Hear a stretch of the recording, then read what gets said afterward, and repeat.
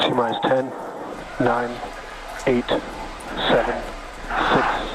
5, 4, 3, 2,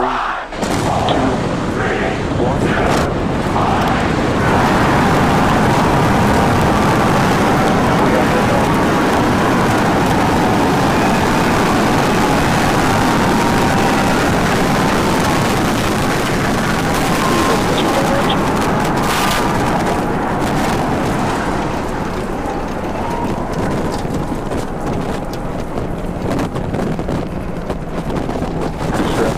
Nominal.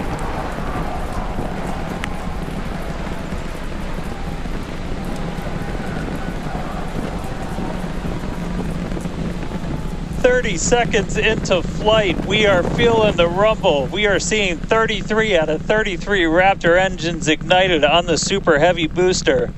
Booster and ship, avionics, power, and telemetry nominal. Acquisition of signal, Corpus Christi. Continuing to get good call outs. Our trajectory looking nominal, systems looking nominal. Just amazing to see all 33 lit up once again.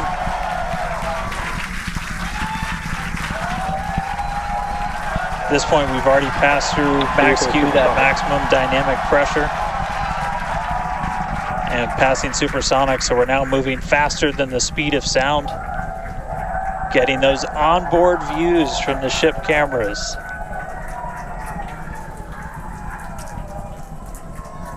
Now the next major milestone is going to be a hot staging maneuver. Again, we're going to be doing that in just about 90 seconds. To do that, we're going to shut down all but the 3 center Raptor engines on Super Heavy. That'll be our MECO, our most engines cut off. And then the clamps holding the 2 stages together are going to release. Starship's second stage will ignite its engines, the RVACs first, the sea levels right after that. The sea level engines will be splayed or just kind of pointed out at about a 15-degree angle.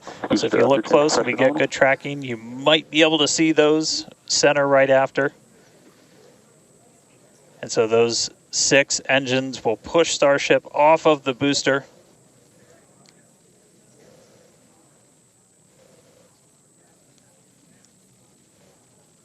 All right, counting down now. We're going to be coming up right at around the 3-minute mark on that hot staging maneuver. Again, we'll see the booster engines start to shut down. You'll see all but 3 lights go out in the middle. And then we'll see the engines ignite on ship, pushing it away. And that will start carrying the ship into space. Booster will start to do its flip and then move into the boost back burn, setting it up for eventual splashdown in the Gulf of Mexico. Stage separation.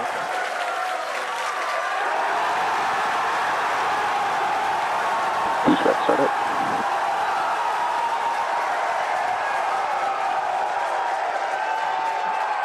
Hot staging confirmed.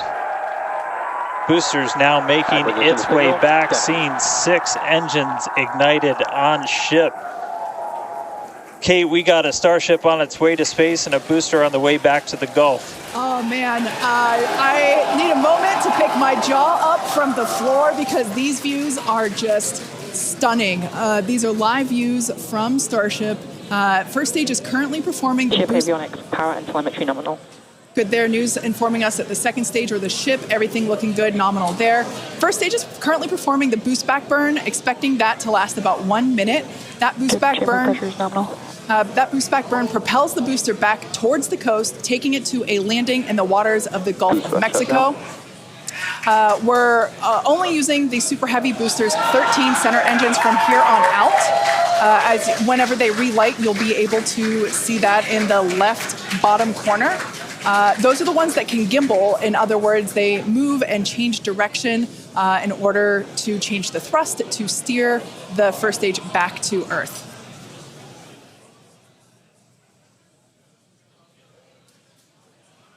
Wow, these are just incredible views coming to us.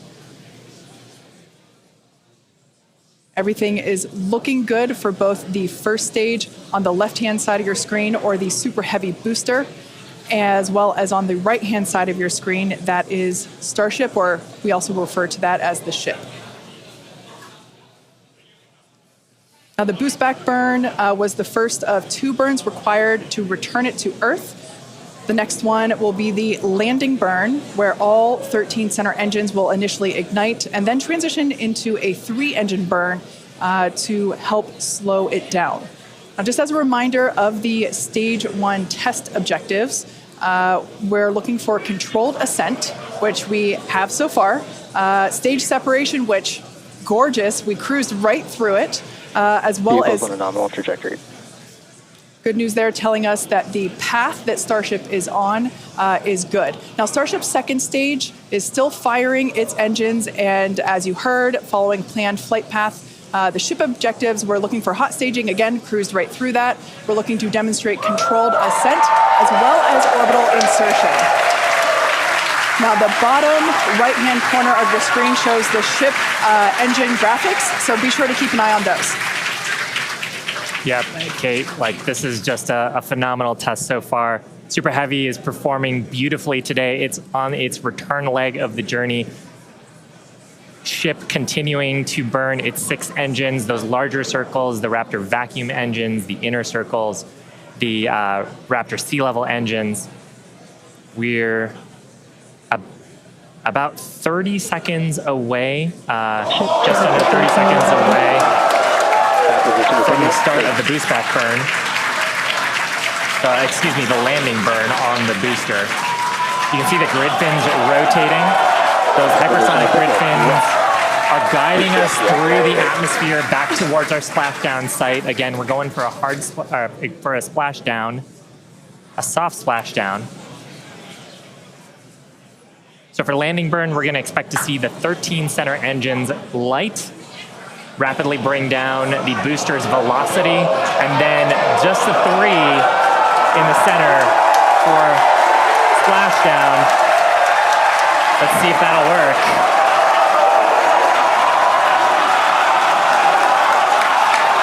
We're getting a few engines.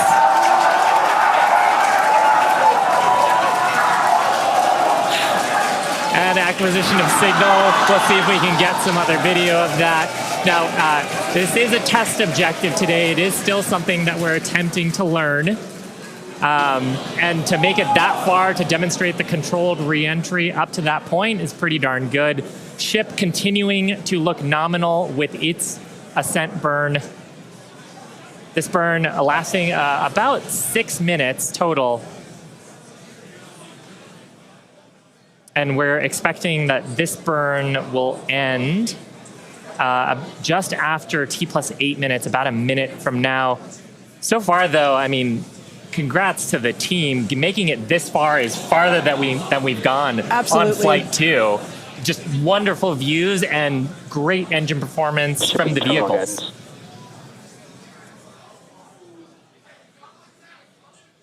So far, we've hit controlled ascent. We're in the middle of that right now. We demonstrated the hot staging. Kate, as you said, cruised through that. We demonstrated controlled entry of the booster. Just stopped a little short of the engine relight, but hey, that's something we can learn for the next one. Yeah. Now that view that we just had moments ago was a live shot of Star Command. There you see it again. This is our Mission Control Center at Starbase, where vehicle operators are standing by. Now the next milestone coming up is in less than a minute. At that point, ship will, or I'm sorry, actually it already has. Starship engine cut off. There we go.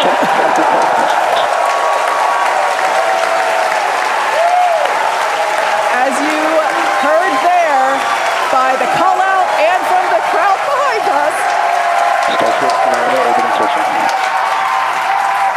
Starship's 6 Raptor engines have successfully shut down. We heard a call out for nominal orbital insertion, which is incredible. Look at these views, Dan.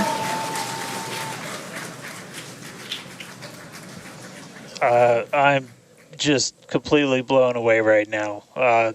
What a day. Congratulations to the entire SpaceX team. I mean, this flight pretty much just started, but we're farther than we've ever been before. We've got a Starship not just in space, but on its coast phase into space. Just to recap where we've come, and it's only been 9.5 minutes. How has it only been 9.5 minutes? We lifted off right on time at 8:25 a.m. We didn't have to hold at our gate at all. We had 33 out of 33 Raptor engines open up and light and get us through a nominal ascent. Another successful hot stage. All 6 engines on the ship propelling us into orbit. We did see what looked like a nominal boost back burn, and then we did make it all the way to the landing burn this time. Didn't light all the engines that we expected, and we did lose the booster. We'll have to go through the data to figure out exactly what happened, obviously. So be on the lookout for information about that. But wow, a ship in space. We've got a bunch of, as we said, ambitious objectives ahead of us over the next couple of minutes and pretty much over the next hour, where we're going to we've got the ship in space. We're now going to take advantage of this and try and learn as much as possible about some of the other systems, including that first ever Raptor relight in space. So it's just going to be incredible. So all of that still to come. The mission just started, but wow. What a liftoff! What a hot stage! What an amazing sight to see Starship there in outer space.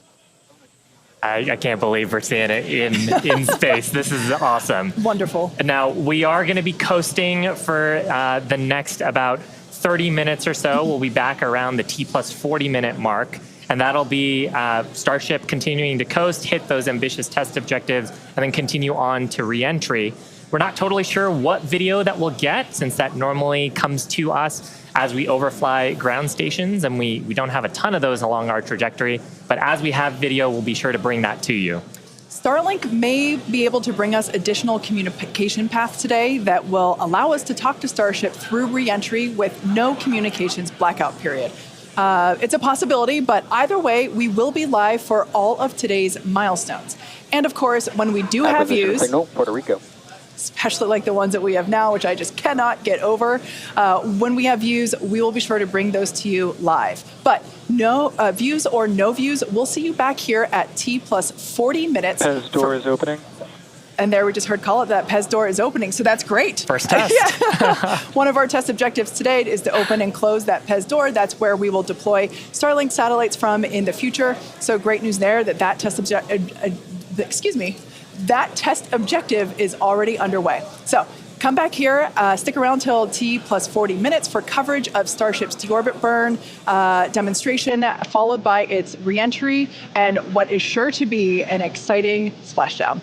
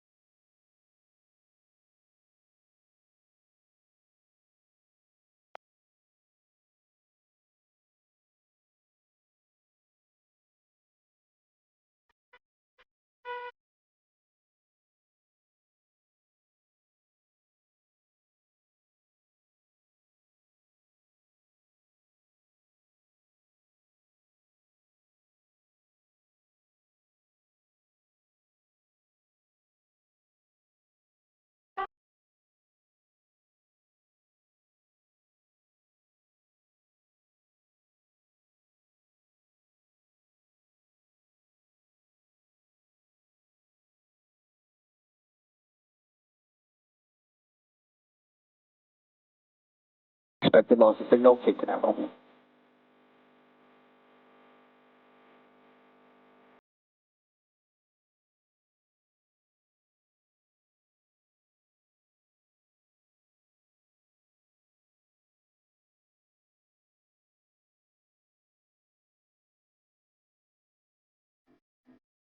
Pez trigger.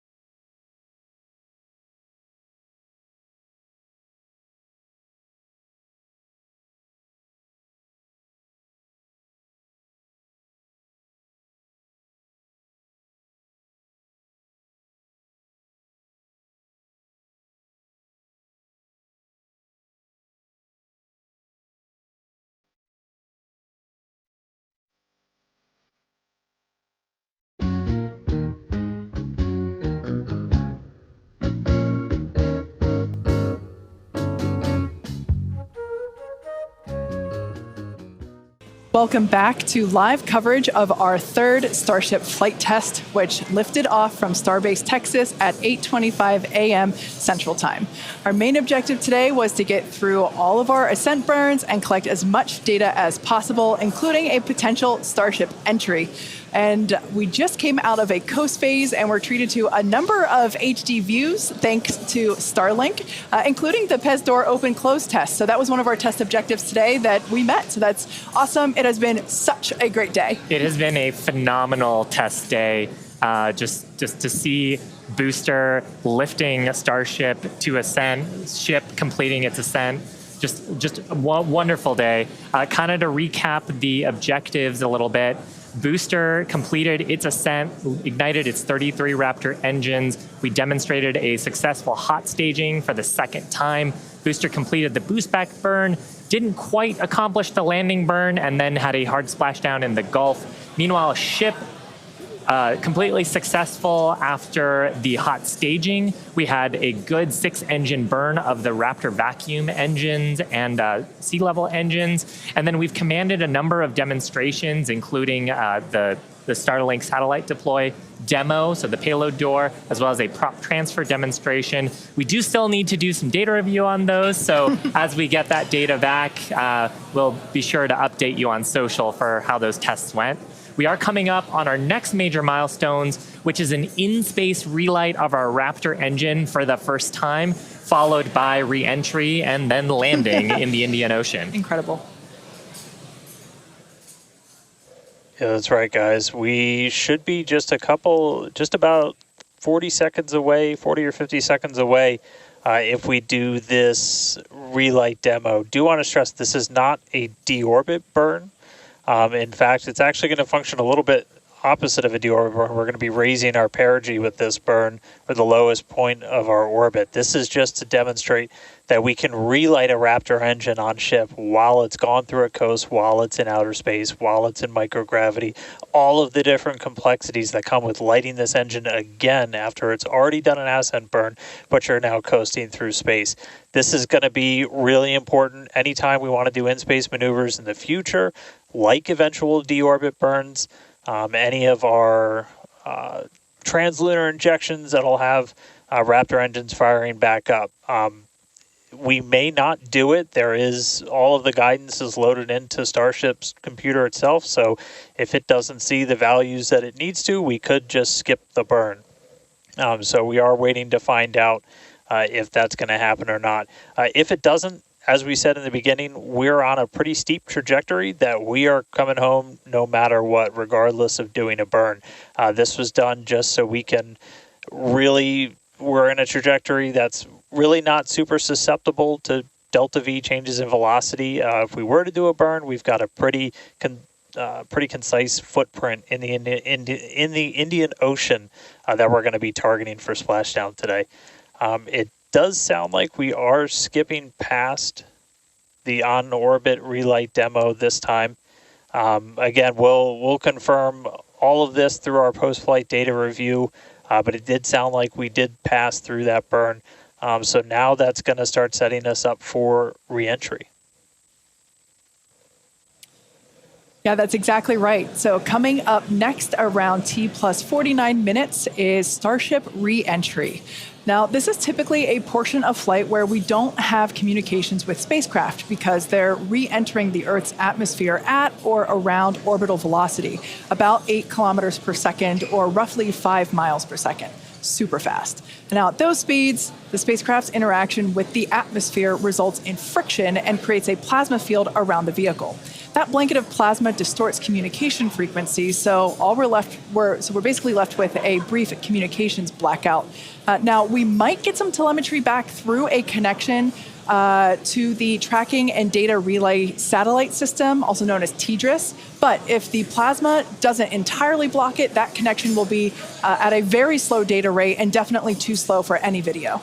But that's why Starship and Starlink are a great partnership. Starship is so big that it will leave a wake or a hole in the plasma field as it flies through an atmosphere. You can think of a wake kind of like when you see a boat going through the ocean. It sort of leaves a trail behind it.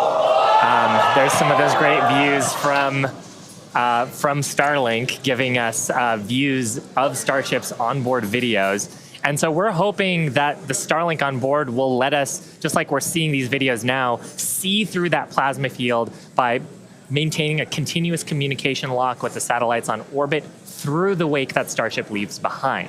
Now, this is only the second time that we're testing Starlink during re-entry. So even though we do have these great visuals now, don't be surprised if we manage to get some signal hiccups through. We're still learning about what that wake will actually look like in practice and whether we're able to get that live continuous high-speed data during re-entry. Yeah, that's right. And one of the really primary reasons we want to use Starlink is to just gather as much data as possible. It's been said the data is the payload on one of these flights, where we're putting this flight hardware in a real flight environment, trying to learn about it as much as possible. Re-entry is going to be a really critical phase of flight. We really want to know how the ship's going to perform, especially that heat shield, as we're going through the hypersonic re-entry. So if something were to go wrong during this re-entry, we want as many paths as possible to collect that information, that data, just to, again, just continually feed back into the Starship program to make each flight more reliable, more successful. Acquisition signal, Mauritius.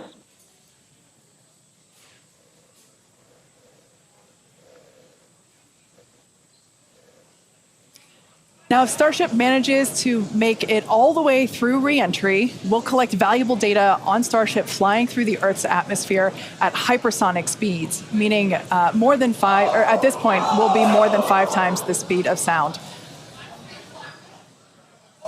Now we're watching these live views, HD views by the looks of it, thanks to Starlink. You can see that the flaps there on the ship might be actuating.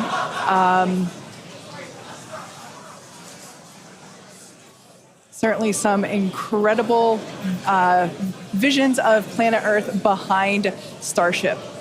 Now, we've already validated Starship's ability to fly and land at subsonic speeds. You might recall those suborbital flights from a few years ago, and we can see those flaps there. So getting data on aspects like heating and control while traveling way faster than we did before is going to be critical to eventually bringing Starships back from space for rapid reuse. So I mentioned those flaps. That's one of the things that enables Starship to help control itself and survive the heat of reentry, which, like we said before, we're expecting that reentry to occur around T plus 49 minutes. So we're getting pretty close here. And what you're seeing here, it looks like the vehicle is sort of moving back and forth. Part of what you're also seeing is one of the cameras, this onboard view that we have, is on the end of a flap. Starship has front flaps and rear flaps in the vehicle. So we've got 4 of those. And, oh man, we can see the heating on those flaps as we're starting to re-enter the Earth's atmosphere. This is where the Earth's atmosphere is doing the work to slow us down. Now, like we said, this plasma field is, what a view. We hope to maintain these views throughout. Starship is so big that we're hoping that the plasma field doesn't entirely blanket the entire vehicle. Right now, it is not. The Starlinks are Views brought to you by Starlink. Yeah, the Starlinks are still communicating and still capturing the data and the video that we see here. I mean, Shiva, this is just absolutely incredible views. We've never seen anything like this before. This is the biggest flying object ever in space. Absolutely, Kate. And it's important to note, with the ascent burn that we did was to get us to orbital velocities, even though we were on a nearly orbital trajectory. So the heating and the loads that Starship is going through right now are what it would be getting if it were recovering from an orbital mission. And just the fact that we have views through entry, this is incredible. Yeah. Again, this is the furthest and fastest that Starship has ever flown. And you can definitely tell by the crowd here in Hawthorne. The heat shield tiles doing their work. We talked about it earlier. Up to 2,600 degrees Fahrenheit that those heat shield tiles are dissipating as we are re-entering.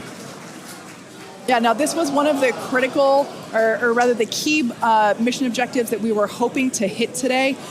We have never, like I said before, this is the fastest and furthest that Starship has ever flown. So this is the first time that we're getting to collect this re-entry data and understand how these 18,000 hexagonal heat shield tiles are working together to protect the belly of Starship as it re-enters the Earth's atmosphere. Once again, the atmosphere is doing us a big favor here by... 80 kilometers altitude. The atmosphere is actually doing us a huge favor here by acting as a braking system for Starship as it re-enters the atmosphere. And that's part of the reason why the flaps are so important. We're using the body of Starship and the drag from the atmosphere to slow us down from orbital speed, but you want the vehicle to remain stable. You want those heat shield tiles pointed down so they can absorb the heat of the Earth's atmosphere. And so that's the purpose that they are serving during the hypersonic phase and then again during the subsonic phase. Absolutely. So like we said, these views are being provided by a couple Starlink terminals that are positioned on Starship itself. As that plasma builds, we're hoping that we can bring these views back to you, but you can see the telemetry there on the right-hand side of your screen. If you watch closely, you can see the speed decelerating. Again, that's the friction of the atmosphere resulting in this plasma field, or excuse me, the blanket that is potentially blocking the Starlink terminals right now. So we'll bring those views back to you if we get them. But right now, for those of you that have recently joined, Starship is currently re-entering Earth's atmosphere. This is super exciting because it's the furthest and fastest that Starship has ever flown. It's just absolutely incredible. Major test milestone, something we wanted to accomplish on Flight 2, getting to it today. So just awesome.